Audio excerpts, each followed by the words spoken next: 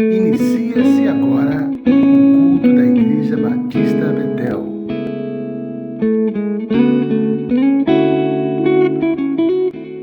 Boa noite, meus irmãos, sejam todos bem-vindos a mais um culto da Igreja Batista Betel. E agora nós vamos entoar um louvor ao Senhor.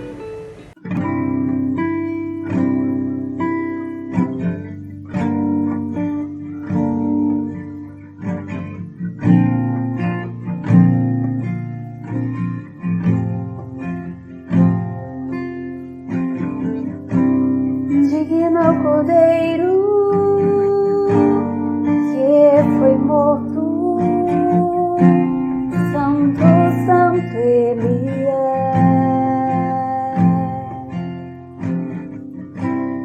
Um novo cântico ao que se senta sobre o trono dos céus. Digno é o Cordeiro que foi morto, santo, santo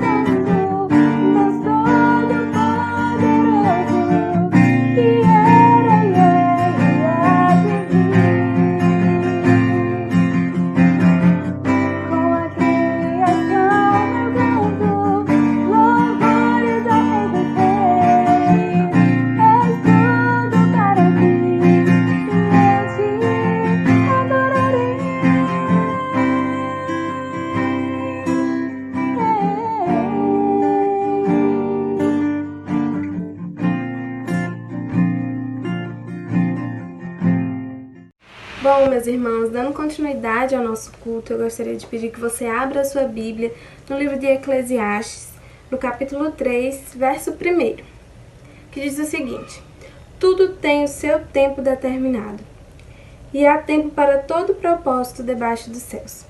Que ao fazermos o nosso pedido, ao colocarmos os nossos pedidos diante do Senhor, que nós possamos lembrar que Ele é o Todo-Poderoso, Ele é quem pode responder às nossas orações, mas que Ele também tem o tempo e o propósito dEle. Que nós possamos descansar no propósito do Senhor. Vamos orar? Senhor nosso Deus, nós te bendizemos por mais uma semana, por mais esse culto, ó Pai, que iremos prestar a Ti. Te pedimos que o Senhor desde já possa falar aos nossos corações e que nós possamos aprender mais de Ti, Senhor. Que ao colocar as nossas súplicas diante dos Teus pés, nós possamos também entender que o Senhor tem os Teus propósitos, que o Senhor tem o Teu tempo. E que nós possamos ser gratos a Ti, Senhor, porque sabemos que o Senhor cuidará de todas as coisas. Recebe o nosso louvor, a nossa adoração. Recebe, Senhor, este culto por inteiro. De cada lar possa sair, Senhor, um louvor ao Teu trono. Essa é a nossa oração, em nome de Jesus. Vamos ouvir mais um louvor. Na verdade, vamos cantar juntos, vamos louvar juntos ao Senhor.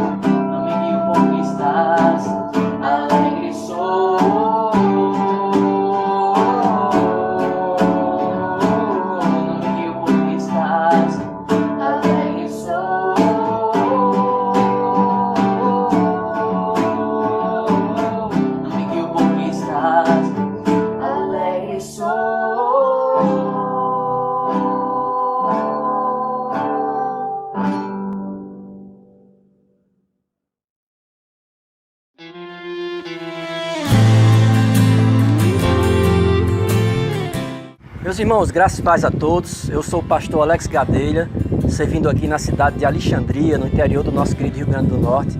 E nós estamos aqui em frente a um terreno que faz parte dos sonhos da Igreja Batista aqui nessa cidade. Nós ainda não temos um templo próprio e nós estamos orando e pedindo que os irmãos também orem e também que contribuam para que a gente consiga esse espaço que será de adoração, um espaço onde haverá vidas abençoadas e principalmente a palavra de Deus sendo pregada aos corações dos alexandrienses. as mãos que trazem cura, saciar. Queridos, estamos sonhando com esse projeto aqui em Alexandria. O pastor Alex veio para cá com esse propósito de Deus usá-lo como instrumento dessa cidade. Deus tem feito isso. E esse terreno, a construção do templo, é um sonho que não é só dele, não é só da igreja de Alexandria, mas é de todos os batistas do Rio Grande do Norte. Estamos sonhando junto com ele. O povo batista do estado está sonhando junto com ele. Vamos, como associação, como convenção, estar juntos nesse projeto. Eu peço sua ajuda como pastor, como igreja, para estar junto conosco nesse projeto. Não posso me calar, nem me... Eu sou o pastor Paulo Alberto Carlos, sou pastor da Igreja Batista Ágape em Mossoró e presidente da Ordem dos Pastores, e quero convocar os pastores, porque tudo parte dos pastores, a se unir nessa campanha. Vamos nos unir, cada um fazendo pelo menos um pouco, e Deus vai agir no nosso meio, porque nós somos uma só igreja. E em breve estamos aqui no culto de inauguração desse templo, para a glória do Senhor. Contamos com você. Tu és o oleiro, eu o barro, pronto estou para ser moldado. Eis-me aqui, usa-me. Há tanto para fazer no mundo ao meu redor, e a cura para a alma vive em mim, Jesus. Bom, meus irmãos, todos os cultos nós precisamos lembrar da missão que Cristo nos confiou, de pregar e anunciar o Evangelho de Cristo a toda criatura. E a nossa igreja faz isso, e você pode fazer isso, indo, orando, contribuindo, mobilizando e ajudando a obra missionária, para que todo mundo possa ouvir falar do amor de Cristo. Vamos ver agora o nosso vídeo missionário.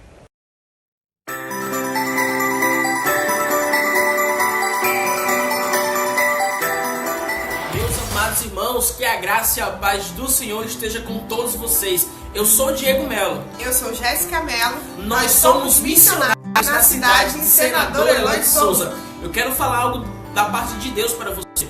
Responder ao vídeo significou chegar até aqui e ser a conexão entre Cristo e aqueles que não conhecem Jesus nessa cidade.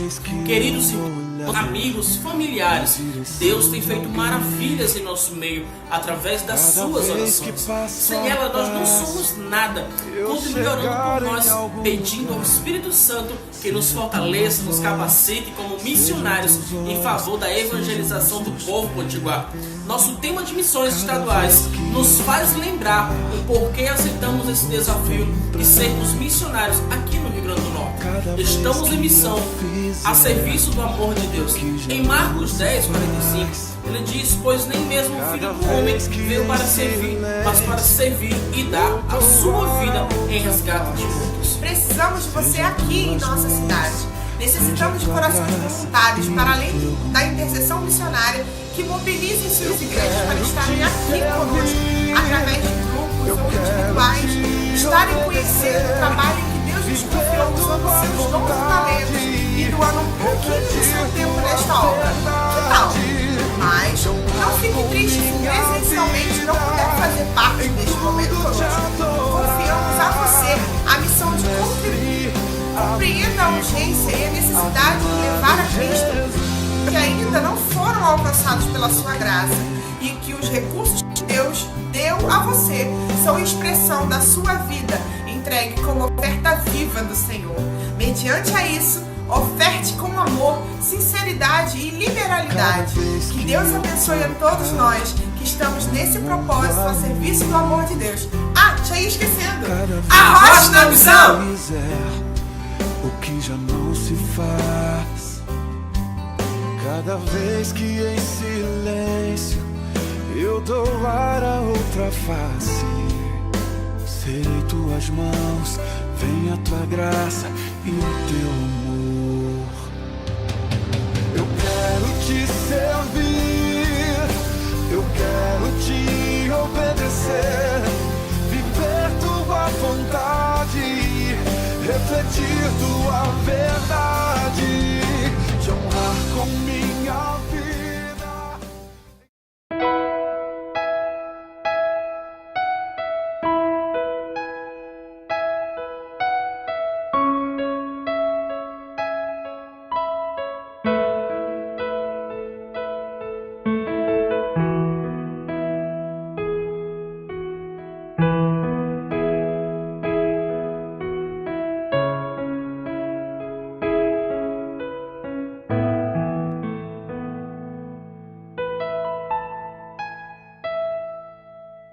Se meu povo que tem meu nome se humilhar e orar, se meu povo se arrepender dos seus caminhos maus, então os ouvirei e os perdoarei, sararei a terra e suas feridas, eu me levantarei para os defender, defenderei o povo que leva o meu nome.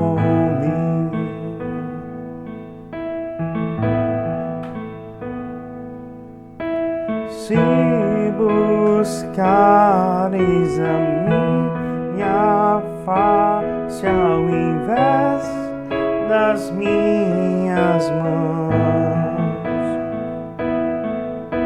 se orares uns pelos outros e não por coisas vãs, então os ouvirei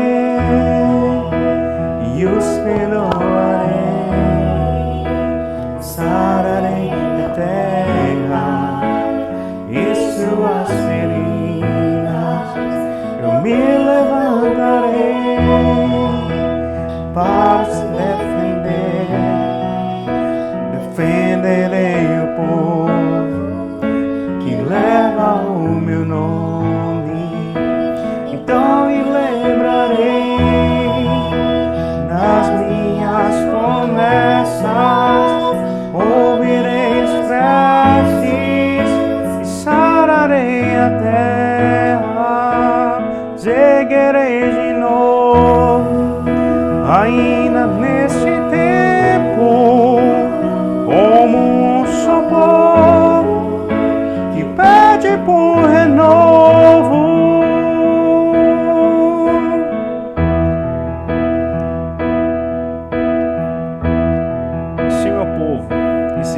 Pelo meu nome, se humilhar e orar e buscar a minha face e se converter dos seus caminhos, então os ouvirei dos céus e perdoarei os seus pecados e sararei a sua terra.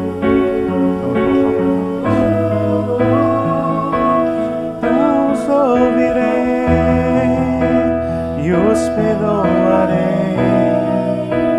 sararei a terra e suas feridas, eu me levantarei para os defender, defenderei o povo que leva o meu nome, então me lembrarei das minhas promessas, ouvirei as preces, sararei a terra, seguirei de novo, ainda neste tempo, como um só povo que pede por renovo.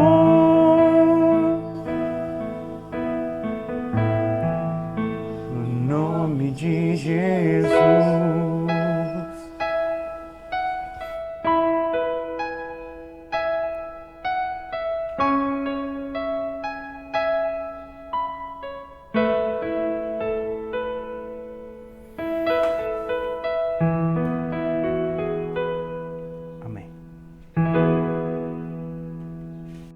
Bem, depois de nós louvarmos, pedirmos, orarmos, nós iremos agora ouvir mais uma palavra e que o Senhor possa falar aos nossos corações através da vida do seu servo e que nós possamos sair deste culto edificados pela verdade e pelo amor de Cristo em sua palavra. Queridos irmãos, hoje nós temos um convidado especial, pastor Alex Gadelha, esposo de Mônica, Ele estará pregando, trazendo uma mensagem, tenho certeza, do coração do Senhor para esta amada igreja. Convidei, ele aceitou. De antemão quero agradecer ao pastor Alex e pedir que Deus o use. Por isso eu quero orar e pedir a Deus que o use para que a palavra do Senhor alcance os nossos corações nessa noite. Vamos orar? Deus querido e Pai amado, em nome de Jesus, obrigado por mais um culto que o Senhor nos permite prestar a Ti. Dessa feita, Senhor, alcança cada coração daqueles que estão ouvindo nessa noite. Senhor, usa o Teu servo agora, poderosamente, e a Tua palavra alcance as vidas que estão ouvindo. É a nossa oração no nome de Jesus. Amém.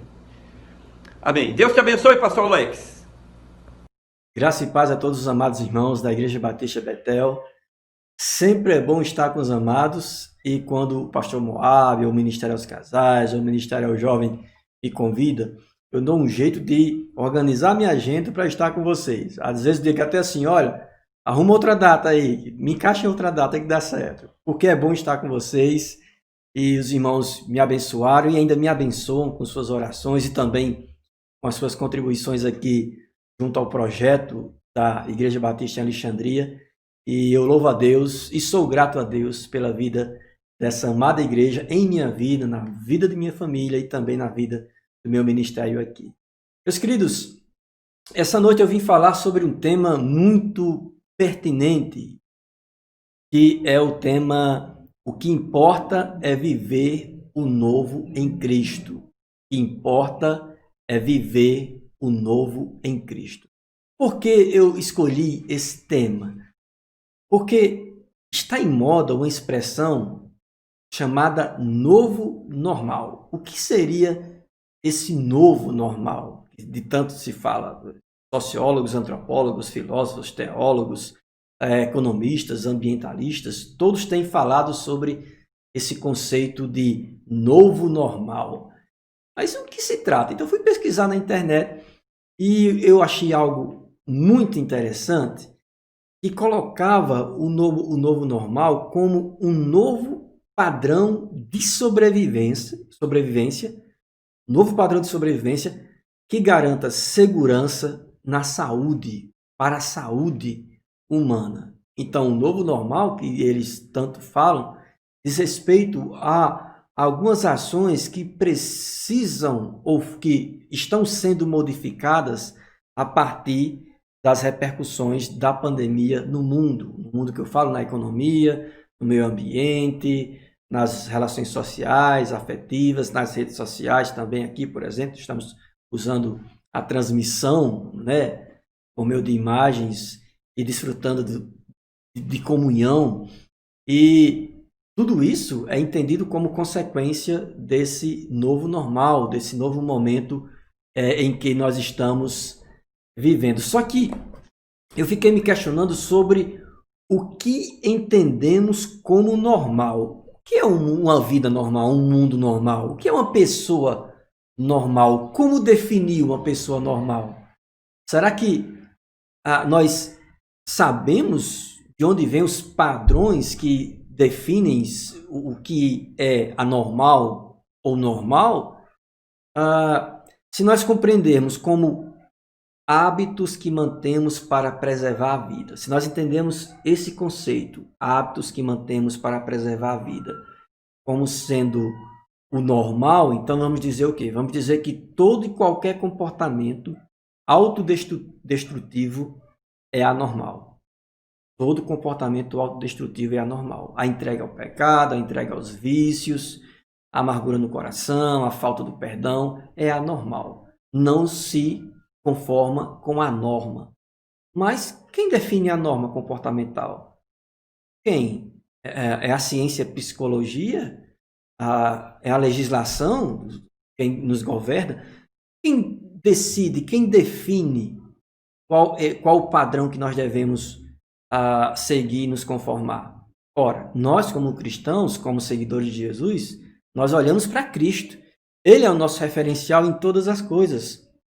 Então, ser normal, aos olhos do Criador, é ser conforme a imagem do seu Filho, o Senhor, o nosso Mestre, Jesus Cristo. Então, a norma para quem crê em Cristo é a sua vida, é o seu ensinamento. Só que lembra que nessa expressão novo normal existe um novo.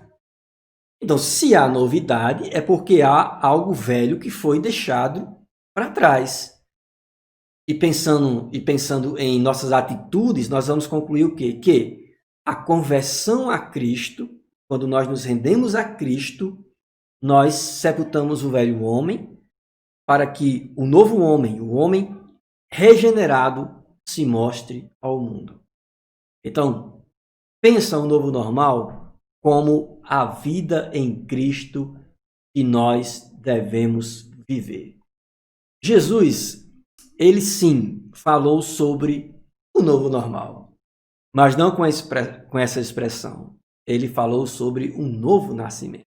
E esse texto que eu vou ler para vocês, que é aquele texto que você não cansa de ouvir, porque está na palavra de Deus, e é um texto que sempre é pertinente às nossas vidas, o texto que eu vou ler é João 3, texto inesquecível e incansável, e que narra a relação entre Jesus e um homem chamado Nicodemos.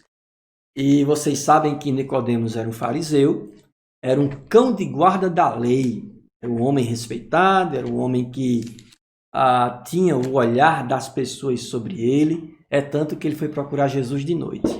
Eu quero começar essa nossa reflexão lendo e meditando sobre alguns aspectos desse novo em Cristo que nós podemos perceber nos ensinos de Jesus a Nicodemos. Então, João capítulo 3 é o nosso texto inicial. Diz assim a palavra do Senhor: havia entre os fariseus um homem chamado Nicodemos, um dos principais dos judeus. Este, de noite, foi ter com Jesus e lhe disse: Rabi, sabemos que és mestre, vindo da parte de Deus, porque ninguém pode fazer estes sinais que tu fazes, se Deus não estiver com ele. A isto, respondeu Jesus: em verdade te digo que, se alguém não nascer de novo, não pode ver o reino de Deus. Perguntou-lhe Nicodemos: como pode um homem nascer sendo velho? Pode, porventura, voltar ao ventre materno e nascer segunda vez? Respondeu Jesus: em verdade te digo, quem não nascer da água e do Espírito não pode entrar no reino de Deus. O que é nascido da carne é carne, o que é nascido do Espírito é Espírito. Não te admires de eu te dizer, importa-vos nascer de novo. O vento sopra onde quer, ouves a sua voz, mas não sabes de onde vem, nem para onde vai. Assim é todo o que é nascido do Espírito. Então lhe perguntou Nicodemos: como pode suceder isto? Acudiu Jesus: tu és mestre em Israel e não compreendes estas coisas? Em verdade te digo que nós dizemos o que sabemos e testificamos o que temos visto. Contudo, não aceitais o nosso testemunho. Se tratando de coisas terrenas não me credes, como crereis se vos falar das celestiais? Ora, ninguém subiu ao céu, senão aquele que de lá desceu, a saber, o Filho do Homem que está no céu. E do modo por que Moisés levantou a serpente no deserto, assim importa que o Filho do Homem seja levantado, para que todo o que nele crê tenha a vida eterna. Que o Senhor Jesus aplique essa palavra e tudo o que deriva dela em nosso coração.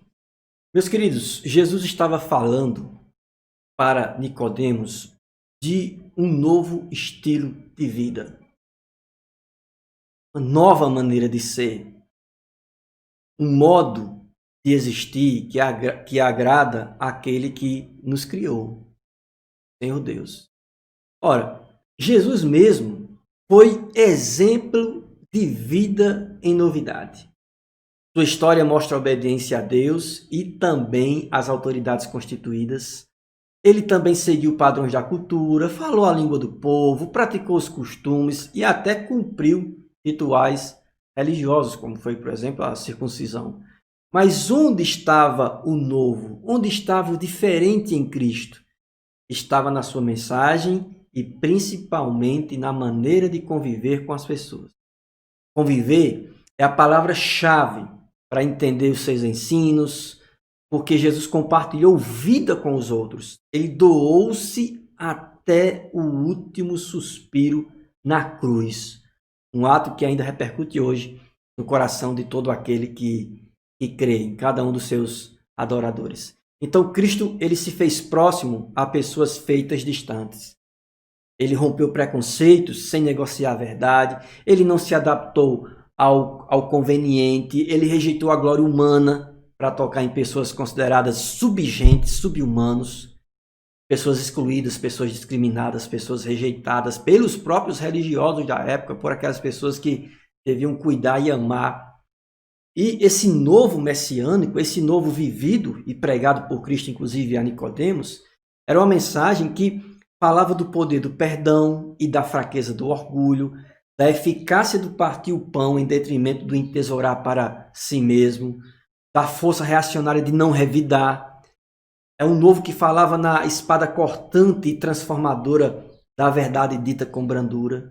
Então a novidade que Cristo nos trouxe é a novidade do amor, não um amor cego ou romântico, conivente nem possessivo. Antes é um amor firmado na compaixão, na misericórdia, um amor aliançado no entendimento, na justiça, que condena a dureza de coração e exalta a conversão, a mudança de rumo como expressão de gratidão e a quem nos deu a vida, é o que essa justiça exalta.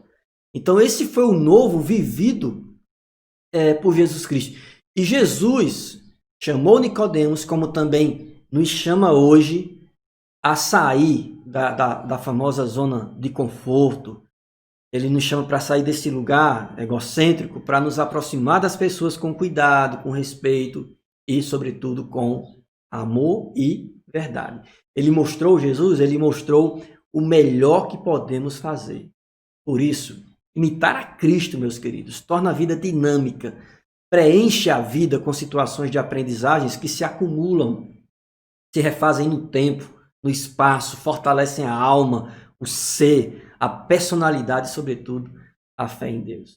Então, esse novo que Jesus viveu e que Jesus ensinou, confrontou o velho Nicodemos, o cão de guarda da doutrina de Deus, era um dos cães de guarda, o Nicodemos. E como foi que Jesus esfaqueou o coração de Nicodemos? Em primeiro lugar, Jesus disse que o novo nascimento é algo necessário para ver o reino de Deus. Ele disse, olha, você é mestre em Israel, não entende dessas coisas. Quem não nascer de novo não pode ver, não pode enxergar o reino de Deus. A novidade da vida em Cristo, meus irmãos, nos faz vê-lo, nos faz ver-nos, nos faz ver o mundo dos outros com outros olhos, com os olhos de Deus. O novo normal em Cristo, esse novo em Cristo, é fruto de um novo nascimento, da regeneração por meio do Espírito. E quando nós experimentamos esse processo, nós enxergamos o mundo com outros olhos. Claro, quando Jesus diz que quem não nascer de novo não poderia ver o reino de Deus, entenda que o reino de Deus era ele. O reino de Deus não era propriamente a Jerusalém celestial. O reino de Deus é aquele sistema onde existe um rei, existe uma lei e existem seus súditos. O reino de Deus, nesse reino, Jesus é o rei, o evangelho é a lei e a família de Deus são seus súditos. Uma família que se ama, que se cuida e se respeita. Nicodemos não conseguia enxergar isso. Por quê? Porque Nicodemos ainda não tinha nascido de novo. Então, o novo nascimento faz com que a gente veja o reino de Deus. O segundo ponto que eu quero que os irmãos guardem no coração, a partir desse texto, dessa conversa de Jesus com Nicodemos, é a verdade de que o novo nascimento acontece pela renúncia.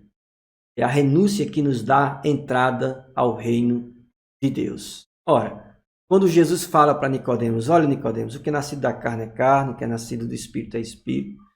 Ele diz, olha, se não nascer da água e do Espírito, não pode entrar no reino de Deus. Quer nascer da água, Senhor? Quer nascer do Espírito? A água, nós sabemos que simboliza o batismo. E que ideia o batismo transmite? A ideia de uma renúncia. A ideia de um velho homem que é sepultado e o surgimento de um novo homem, conforme a imagem do Senhor Jesus Cristo. E esse milagre acontece como? Acontece pelo Espírito Santo de Deus, que faz esse pecador arrependido nascer de novo e viver o novo em Cristo. Então, o novo nascimento é pela renúncia, e esse novo nascimento também acontece pela ação miraculosa do Espírito Santo, como o vento que você não sabe de onde vem, para onde vai, no entanto, ouves a voz dele. Então, esse Espírito Santo é aquele que convence o homem do pecado, da justiça e do juízo. Jesus está querendo dizer que esse novo vivido nele faz com que nós neguemos a nós mesmos e faz com que o Espírito Santo nos autentique como cidadãos do reino, como membros da família de Deus, salvos pelo seu sacrifício precioso na cruz do Calvário. Uma outra verdade que eu percebo também nesse texto, meus queridos, é que o novo em Cristo implica em perder a vida para ganhá-la, como Jesus já havia falado lá em Mateus capítulo 16, 24 a 27. Vou ler aqui rapidamente com vocês. E diz assim: porquanto quem quiser salvar a sua vida, perdê-la-á, e quem perder a vida por minha causa, achá-la-á. Pois que aproveitará o homem se ganhar o mundo inteiro e perder a sua alma? Ou que dará o homem em troca de sua alma? Porque o Filho do Homem adivina a glória de seu Pai com seus anjos, e então retribuirá a cada um conforme as suas obras. Nicodemos não queria perder a sua vida, se bem que lá na frente, é claro, ele aparece, né, no martírio final de Cristo, mas Nicodemos foi à noite, Nicodemos era orgulhoso, Nicodemos ironizou ao perguntar se era possível um homem velho voltar ao ventre materno e nascer uma segunda vez. Ele ironizou, era um homem orgulhoso, era um homem que não tinha experimentado ainda a verdade transformadora de Cristo. Mas, claro, depois desse encontro, claro que houve uma mudança em Nicodemos. Nós percebemos isso no decorrer da história dele, especialmente quando ele aparece lá cuidando do corpo de Cristo. Então, guardem essas três verdades sobre o novo em Cristo. O novo em Cristo acontece quando nós nascemos de novo. E esse novo nascimento faz com que a gente tenha uma cosmovisão diferente, faz com que a gente veja o reino de Deus de forma diferente, porque nós vamos ver a Deus, a nós mesmos e aos outros com os olhos de Deus, com os olhos do nosso Mestre Jesus Cristo, com olhos de amor, com olhos de justiça, de compaixão, de verdade. A segunda verdade que eu quero que vocês guardem é a de que o novo nascimento é pela renúncia e pela ação miraculosa do Espírito Santo de Deus. É pela renúncia figurada no batismo, sepultar do velho homem e surgir de um novo homem, e a ação do Espírito Santo, e pela ação do Espírito Santo, convencendo o homem do pecado, da justiça, do juízo, fazendo com que ele produza fruto, o fruto do Espírito Santo, que todos nós sabemos que Paulo fala lá na Epístola aos Gálatas, capítulo 5. Ora, o novo em Cristo implica, é a terceira verdade, o novo em Cristo implica em perder a vida para ganhá-la. Preciso que aquele que busque a Cristo se dispa, se despoje, se jogue para trás mágoa, ressentimento, ambição material, orgulho pessoal, vícios. Esse novo em Cristo exige que alguém renuncie a si mesmo, tome a cruz e siga ao Senhor com toda a sua vida, com todo o seu amor. Três grandes verdades que eu gostaria que os irmãos guardassem no coração a respeito de Jesus e a nova vida nele.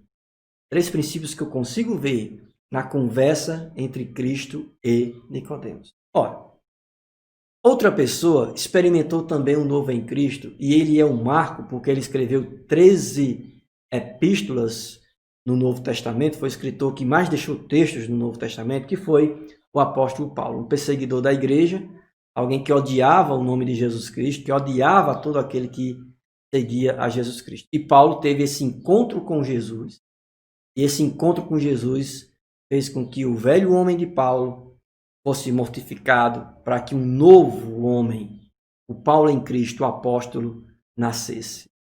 Ora, Paulo, lá em Filipenses capítulo 3, versículos 8 e 9, vocês podem ler comigo, diz assim: mais do que isso, considero tudo como perda, comparado com a suprema grandeza do conhecimento de Cristo Jesus, meu Senhor, por cuja causa perdi todas as coisas. Eu as considero como esterco para ganhar a Cristo e ser encontrado nele, não tendo a minha própria justiça que procede da lei, mas a que vem mediante a fé em Cristo, a justiça que procede de Deus e se baseia na fé. Paulo, ele foi alguém que nasceu de novo. Paulo foi alguém que se libertou do legalismo judaico. Lembra que ele era um mestre, todo mundo sabe disso. Ele se libertou do legalismo judaico. Ele se libertou das filosofias que ele também conhecia. Quando ele chega lá em Atos capítulo 17, quando ele chega lá em Atenas, na Grécia, percebia que Paulo, ele tinha conhecimento filosófico. Na verdade, ele dominava três áreas do saber. O saber religioso, judaico, o saber grego, o saber filosófico e também o saber romano, que era o saber da lei romana. Então, Paulo era um homem que dominava esses três aspectos, essas três dimensões culturais que governavam o pensamento de seu mundo. E Paulo renunciou a todos eles para ter e desfrutar a Cristo em sua vida. E em Romanos capítulo 6, que é mais um texto que eu queria ler com vocês, Paulo ele descreve o que acontece quando alguém vive o novo em Cristo. E Paulo ele procura ponderar, inclusive criticando os legalistas, ele procura ponderar na graça de Deus nessa nova vida em Cristo. Então, Romanos capítulo 6 diz assim: que diremos, pois? Permaneceremos no pecado para que seja a graça mais abundante? De modo nenhum. Como viveremos ainda no pecado, nós os que para ele morremos? Ou porventura ignorais que todos nós que fomos batizados em Cristo Jesus, fomos batizados na sua morte? Fomos, pois, sepultados com ele na morte pelo batismo, para que, como Cristo foi ressuscitado dentre os mortos, pela glória do Pai, assim também andemos em novidade de vida. Porque se fomos unidos com ele na semelhança de sua morte, certamente o seremos também na semelhança da sua ressurreição. Sabendo isto, que foi crucificado com ele o nosso velho homem, para que o corpo do pecado seja destruído e não sirvamos o pecado como escravos. Porquanto quem morreu está justificado do pecado. Ora, se já morremos com Cristo, cremos que também com ele viveremos, sabedores que, havendo Cristo ressuscitado dentre os mortos, já não morre, a morte já não tem domínio sobre ele. Pois quanto a ter morrido, de uma vez para sempre, vive para Deus. Aliás, de uma vez para sempre morreu para o pecado, mas quanto a viver, vive para Deus. Assim, também vós considerai-vos mortos para o pecado, mas vivos para Deus em Cristo Jesus. E ele ainda continua, já com aplicação prática, ele diz: não reine, portanto, o pecado em vosso corpo mortal, de maneira que obedeçais às suas paixões, nem ofereceis cada um dos membros do seu corpo ao pecado como instrumentos de iniquidade, mas oferecei-vos a Deus como ressurretos dentre os mortos, e os vossos membros a Deus como instrumentos de justiça, porque o pecado não terá domínio sobre vós, pois não estáis debaixo da lei, e sim da graça.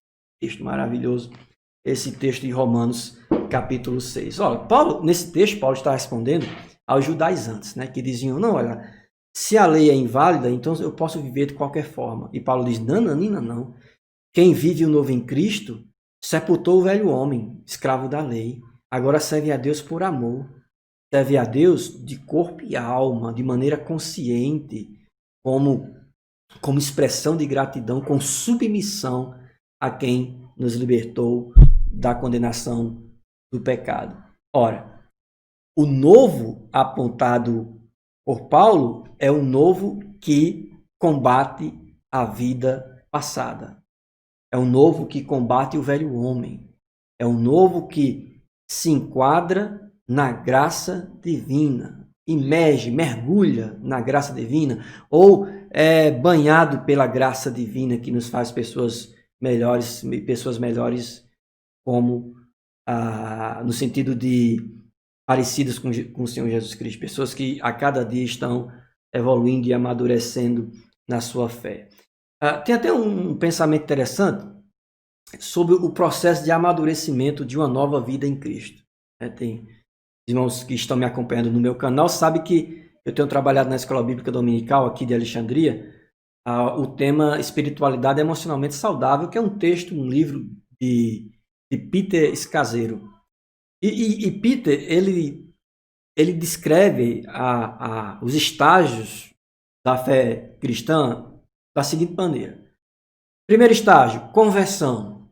É quando você ouviu a palavra do Senhor, você reconheceu o pecador, renunciou ao seu falso ego e você dobra-se diante do Senhor, dizendo, Senhor, perdoa meus pecados, eu rendo minha vida a Ti. O novo é a conversão, é o primeiro estágio, é a conversão. Uma segunda etapa é a etapa do discipulado, é quando você vai aprender, você vai estudar mais sobre a palavra de Deus, vai fazer estudos bíblicos com uma pessoa, vai mergulhar na escola bíblica dominical, enfim, você vai se comprometer cada vez mais com o estudo da palavra.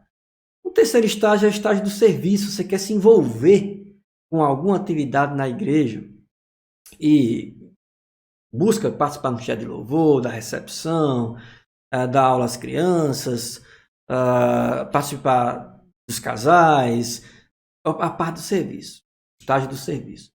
O quarto estágio, ele diz que é o estágio da aprovação, é o estágio onde você vive algumas crises, sabe? Devido a alguma circunstância vivida na igreja, alguma decepção com alguma liderança, ou com você mesmo, ou um trauma na vida, um acidente, a perda de alguém querido, o desemprego, e faz com que você gere alguns questionamentos.